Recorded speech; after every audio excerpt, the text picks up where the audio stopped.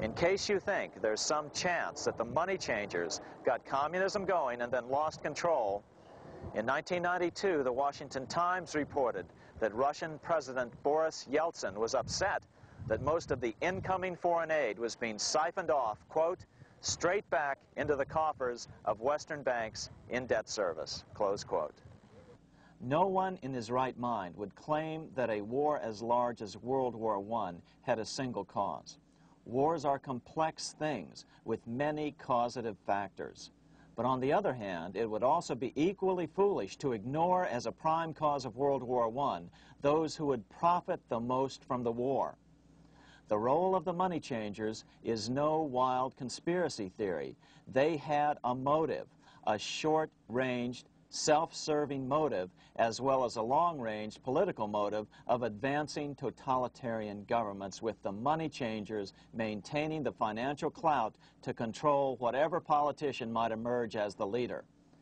Next, we'll see what the money changers' ultimate political goal is for the world.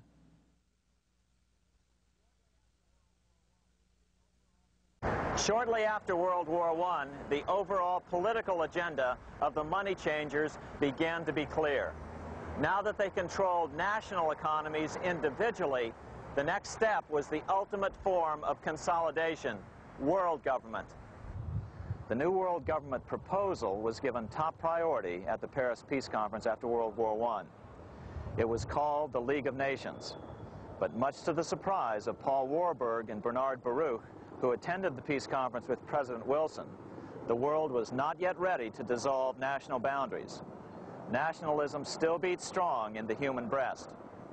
For example, Lord Curzon, the British Foreign Secretary, called the League of Nations a good joke, even though it was the stated policy of the British government to support it.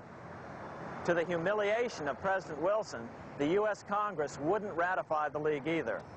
Despite the fact that it had been ratified by many other nations, without money flowing from the U.S. Treasury, the League died. After World War I, the American public had grown tired of the internationalist policies of Democrat Woodrow Wilson. In the presidential election of 1920, Republican Warren Harding won a landslide victory with over 60% of the vote. Harding was an ardent foe of both Bolshevism and the League of Nations. His election, which opened a 12-year run of Republican presidents in the White House, led to an unprecedented era of prosperity known as the Roaring Twenties. Despite the fact that the war had brought America a debt 10 times larger than its Civil War debt, still the American economy surged. Gold had poured into the country during the war, and it continued to do so afterwards. In the early 1920s, the governor of this bank, the Federal Reserve Bank of New York, a man named Benjamin Strong, met frequently with the secretive and eccentric governor of the Bank of England, Montague Norman. Norman was determined to replace the gold England had lost to the U.S. during World War I and return the Bank of England to its former position of dominance in world finance. On top of that, rich with gold, the American economy might get out of control again, just like it had done after the Civil War.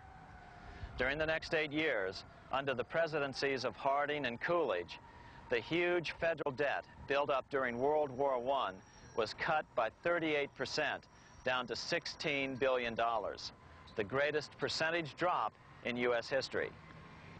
During the election of 1920, Warren Harding and Calvin Coolidge ran against James Cox, the governor of Ohio, and the little-known Franklin D. Roosevelt, who had previously risen to no higher post than President Wilson's Assistant Secretary of the Navy. After his inauguration, Harding moved quickly to formally kill the League of Nations. Then he quickly moved to reduce domestic taxes while raising tariffs to record heights. Now, this was a revenue policy of which most of the Founding Fathers would certainly have approved. His second year in office, Harding took ill on a train trip in the West and suddenly died.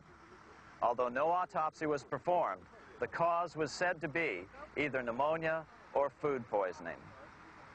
When Coolidge took over, he continued Harding's domestic economic policy of high tariffs on imports while cutting income taxes. As a result, the economy grew at such a rate that net revenue still increased. Now that had to be stopped. So just as they'd done so frequently before, the money changers decided it was time to crash the American economy. The Federal Reserve began flooding the country with money. They increased the money supply by 62% during these years.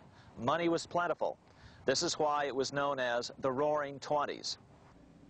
Before his death in 1919, former President Teddy Roosevelt warned the American people what was going on. As reported in the March 27, 1922 edition of the New York Times, Roosevelt said, "These international bankers and Rockefeller Standard Oil interests control the majority of newspapers and the columns of these papers to club into submission or drive out of public office officials who refuse to do the bidding of the powerful, corrupt cliques which compose the invisible government." Just one day before, in the New York Times, the mayor of New York, John Hylan, quoted Roosevelt and blasted those he saw as taking control of America, its political machinery, and its press. The warning of Theodore Roosevelt has much timeliness today, for the real menace of our republic is this invisible government which, like a giant octopus, sprawls its slimy length over city, state, and nation. It seizes in its long and powerful tentacles our executive officers, our legislative bodies, our schools, our courts, our newspapers, and every agency created for the public protection. To depart from mere generalizations, let me say that at the head of this octopus are the Rockefeller Standard Oil interest and a small group of powerful banking houses generally referred to as the international bankers. The little coterie of powerful international bankers virtually run the United States government for their own selfish purposes. They practically control both parties, write political platforms, make cat's paws of party leaders, use the leading men of private organizations, and resort to every device to place a nomination for high public office only such candidates as will be amenable to the dictates of corrupt big business.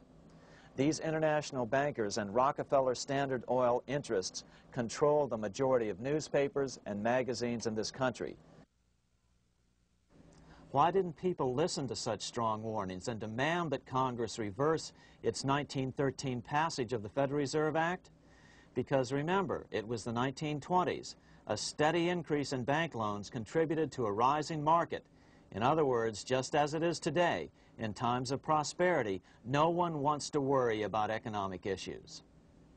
But there was a dark side to all this prosperity. Businesses expanded and became strung out on credit. Speculation in the booming stock market became rampant. Although everything looked rosy, it was a castle made of sand.